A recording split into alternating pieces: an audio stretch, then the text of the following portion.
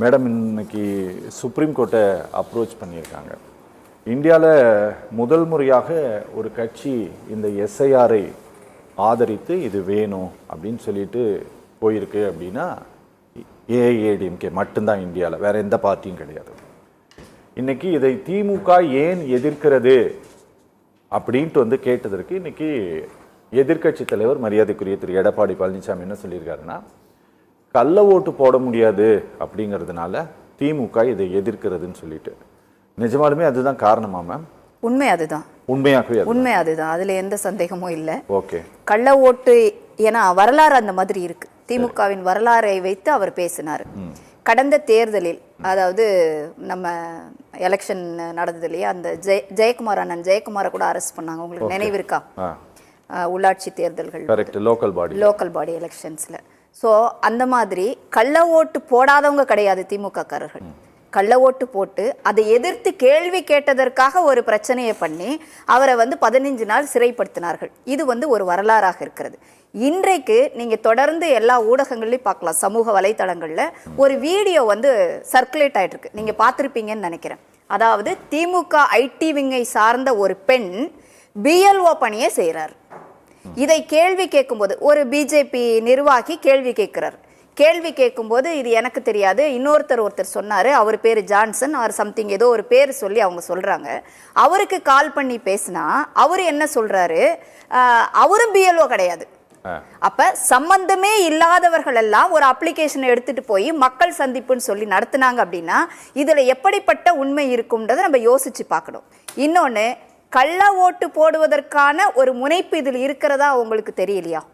இதுல இந்த மாதிரியான பணிகளை திமுகவே செய்வதற்கு துணிந்து அதை செய்யறாங்களே, அது காரணம் என்ன? அந்த விண்ணப்பங்கள் அவங்க கிட்ட எப்படி கிடைச்சது அப்படின்னு நீங்க கேட்டீங்களா? பிஎல்ஓவா அவங்க அல்லது பிஎல்ஏவா?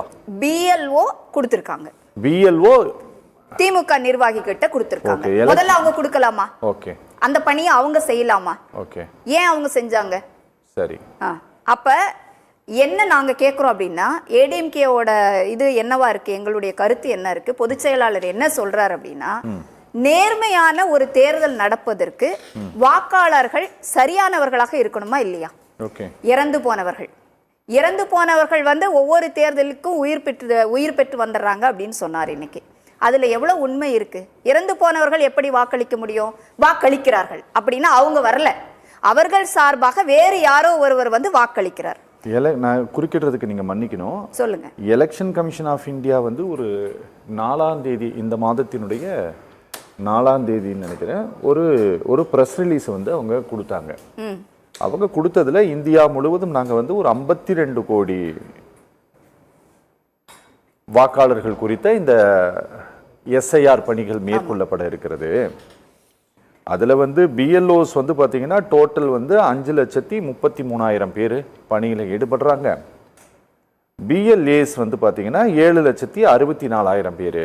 இவர்களோடெல்லாம் இணைந்து தான் இந்த பணியை நாங்கள் மேற்கொள்ள போகிறோன்ட்டு அவங்க சொல்லியிருக்காங்கல்ல. இப்போ இந்த விண்ணப்பங்களை ஏஜென்சிக்கு எடுத்துட்டு போகிறதே தப்பா? ஆமாம், ஏஜென்ட்ஸ் பண்ணக்கூடாது, இவங்க சூப்பர்வைஸ் பண்ணலாம், கூட இருந்து செய்யலாம். விண்ணப்பத்தை கொடுப்பதும் அவங்களே, விண்ணப்பத்தை ஃபில் பண்ணி வாங்கிட்டு போறதும் அவங்களே அப்படின்னா சரியானவர்களுடைய, அதாவது திமுகவை இது எங்களுடைய எண்ணம் மட்டும் கிடையாது, உண்மையும் அதுதான். அவங்களுக்கு சாதகமான ஒரு வேலையை அவங்க செய்ய மாட்டாங்களா? திமுக நிர்வாகிகள் யாருக்கு சாதகமா பண்ணுவாங்க? அதாவது உங்களுடைய அச்சம் என்ன அப்படின்னா, இந்த விண்ணப்பங்கள் எல்லோருக்கும் போய் சேராதுங்கிறது அச்சமா, இல்ல இந்த விண்ணப்பத்தை கொடுக்கறதே தப்புன்னு சொல்றீங்க? இல்ல இல்ல இல்ல, எல்லாருக்கும் போய் சேரணும். சரியான விண்ணப்பங்கள் பூர்த்தி செய்யப்பட்டு சரியா கொண்டு வந்து எலெக்ஷன் கமிஷன் ஆபீஸ்க்கு சப்மிட் பண்ணணும். இதுதான் எங்களுடைய நோக்கம். ஓகே. இதுதான் வந்து எலெக்ஷன் கமிஷனுடைய நோக்கமுமா இருக்கு. ஓகே. இதை தாண்டி இன்று தமிழ்நாட்டோட முதலமைச்சர் பேசி இருக்கக்கூடிய வீடியோல பல சந்தேகங்களை அவர் குறிப்பிட்டிருக்காரு. உறவினர்னா யாரு அப்படிங்கிற ஒரு கேள்வி எழுப்பி இருக்கிறாரு. இன்னும் அதுல நிறைய சந்தேகங்களை அவர் இன்றைய வீடியோல அவர் எழுப்பி இருக்கக்கூடிய எந்த சந்தேகமுமே ஏடிஎம்கேக்கு எழலையா? இல்லைங்க, அதுல வந்து நீங்க உறவினர்னு குறிப்பிடப்படுறது வந்து பெரும்பாலும் சொல்லப்படக்கூடிய ஒரு விஷயம் அப்பா தான், இல்ல கணவர் தான். அப்படி நாம அண்டர்ஸ்டாண்ட் பண்ணிக்கணும் இல்லையா? அப்படிதான், அது அப்படிதான். ஏன் அப்படி சொல்லப்படுகிறது அப்படின்னா, இப்ப நிறைய இப்ப இருக்கிற காலகட்டத்தில் நிறைய இந்த டிவோர்ஸ் இருக்கு, சிங்கிள் பேரண்டிங் இருக்கு. சில குழந்தைகளுக்கு அம்மாவினுடைய பெயரை போடுவதற்கு வாய்ப்புகள் இருக்கு. சரி. ஓட்டர் லிஸ்ட், அவங்க ஓட்டர் ஐடியில சில பேர் அப்பா பேர் போடுறதுக்கு விரும்புறது இல்லை. இந்த மாதிரியான சில பிரச்சனைகள்லாம் இருக்கு. ஏன் அந்த இடத்துல வந்து அம்மா, அப்பா, இல்ல கணவர், மனைவின்னு இப்படி ஒவ்வொருத்தரையா போய் அடுக்க முடியாது. ஸோ உறவினர் அப்படின்னு குறிப்பிடப்படுவதே அந்த சம்பந்தப்பட்ட ஓட்டருக்கு யார் தகுதியானவர்களோ அவர்களை ஃபில் பண்ண வேண்டியதா. இந்த பேசிக் இன்ஃபர்மேஷன் எப்படி முதலமைச்சருக்கு தெரியலன்னு எனக்கு புரியல. Okay okay. இந்த 1987 அப்படின்னு சொல்லிட்டு அதுக்கு முன்பு நீங்க பிறந்திருக்கிறீங்க அப்படின்னா அதுக்கான ஆதாரத்தை கொடுக்கணும் அப்படின்னு சொல்லியிருக்கிறது. இப்போ தமிழ்நாட்டில் வந்து நிறைய பர்மாவை சேர்ந்தவர்கள் குடியிருக்கிறாங்க, மேடம்க்கு தெரியும்னு நினைக்கிறேன். இப்போ அவர்களுடைய பிறப்பை உறுதி செய்யக்கூடிய அதிகாரப்பூர்வ வெளியுறவு அமைச்சகத்திடமிருந்து பதிவு செய்திருக்கக்கூடிய ஆவணத்தை கொடுக்கணும்னு கேட்குறாங்க. சரியா? உங்களுக்கு தெரியும் அதர் ஸ்டேட்ல இருந்து வந்திருந்தா நீங்க யாரு, எங்க இருந்து வந்திருக்கீங்க, அதர் இல்ல சார் ஸ்டேட்டுக்குமே கூட கேக்குறாங்க. ஏன்னா அந்த கணக்கெடுப்பு இப்ப தமிழ்நாடு அரசே நடத்துனாங்களே சமீபத்துல, ஒரு மாசம் 2 மாசத்துக்கு முன்னாடி. நீங்க அதர் ஸ்டேட்ல இருந்து வந்தீங்கன்னா உங்களுடைய ஆதார் அட்டையை ப்ரொடியூஸ் பண்ணணும். நீங்க எந்த சிட்டிசனா இருக்கீங்க, இந்தியாவினுடைய சிட்டிசனா இருந்தாலும் தமிழ்நாட்டுல நீங்க இருக்கிறீங்கன்னா நீங்க எந்த ப்ரூஃப், நீங்க வந்து தமிழ்நாட்டுல வேற அதை மாத்தி ஆதாரை திருத்தம் செய்யுங்கன்னு சொல்லி சொன்னாங்களே. அதெல்லாம் ஏன் சொல்றாங்க? ஓகே, ஏடிஎம்கே வந்து தமிழ்நாட்டை அதிக ஆண்டுகள் ஆட்சி செய்த ஒரு பார்ட்டி. சரியா? அதனால நீங்க வந்து இதில் இருக்கக்கூடியது ரொம்ப தெளிவாக இருக்கிறது.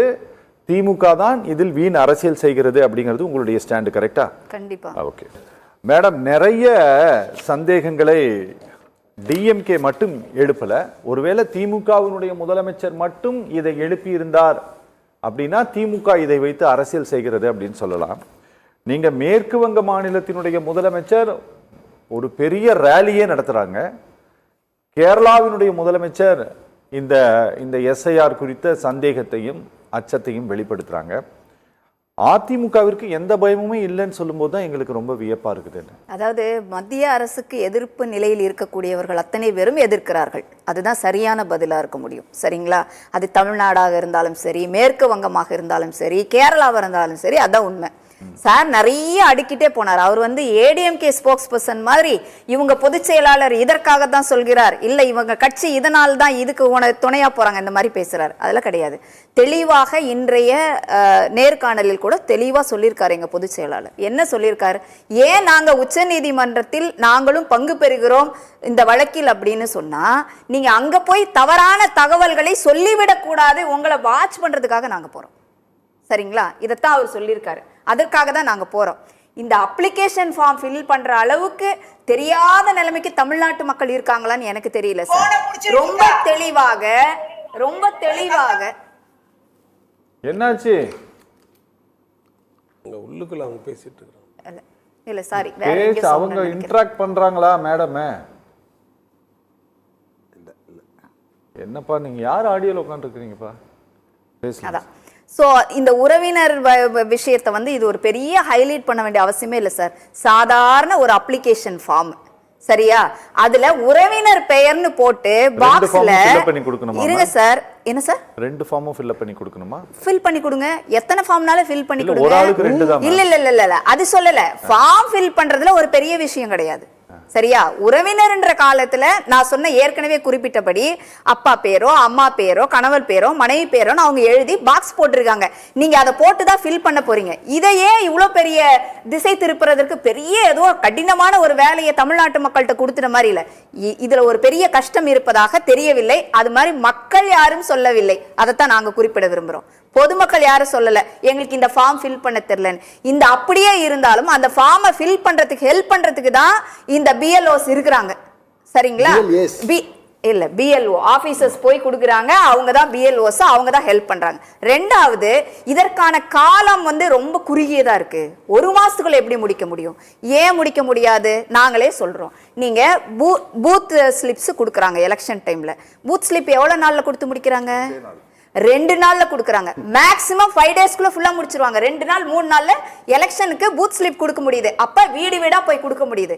ஒரு பூத்ல ஒரு 1500 வீடு இருந்தா ஒரு நாளைக்கு 300 வீட்டை சந்திக்கிறதா இருந்தா கூட 5 நாள்ல முடிக்கக்கூடிய ஒரு விஷயம் இது. இன்னொன்னு, இது ஆன்லைனும் பண்ணலாம், ஆஃப்லைன் அப்ளிகேஷனும் நீங்க பண்ணலாம். எப்படி வேணாலும் பண்ணக்கூடிய வாய்ப்பு உங்களுக்கு இருக்கு. ரொம்ப கடினமா முடியாத மாதிரி முடியாது. அதாவது எந்த விஷயத்தை சென்ட்ரல் கவர்மெண்ட் ரிலேட்டடாவோ தேர்தல் ஆணையமோ எடுத்துட்டு வந்தா முதல்ல அதை எதிர்க்கணும். அவ்வளவுதான் நம்ம மனநிலை தமிழ்நாட்டுல. அது நல்லதா கெட்டதா, மக்கள் என்ன யோசிக்கிறாங்கன்றத பத்தி நமக்கு அக்கறையே கிடையாது. ஏன் சார் இப்ப நாங்க என்ன கேட்கிறோம், இறந்து போனவர்கள், குடிபெயர்ந்தவர்கள், யார் யாருக்கோ 1க்கு 2 ஓட்டு வச்சிட்டு இருக்கிறவங்க, 4 ஓட்டு வச்சிட்டு இருக்கிறவங்க, இது எதுக்கு இருக்கணும்? சரியான கரெக்டான பதிவு அப்பப்ப அப்டேட் ஆகணுமா ஆகக்கூடாதா? 21 வருஷத்துக்கு அப்புறம் எடுக்கக்கூடிய ஒரு விஷயத்தை சரியான ஒரு ஓட்டர் லிஸ்ட் வரணும்னு நினைக்கணுமா நினைக்க கூடாதா? இதுல என்ன தவறு இருக்கு சொல்லுங்க.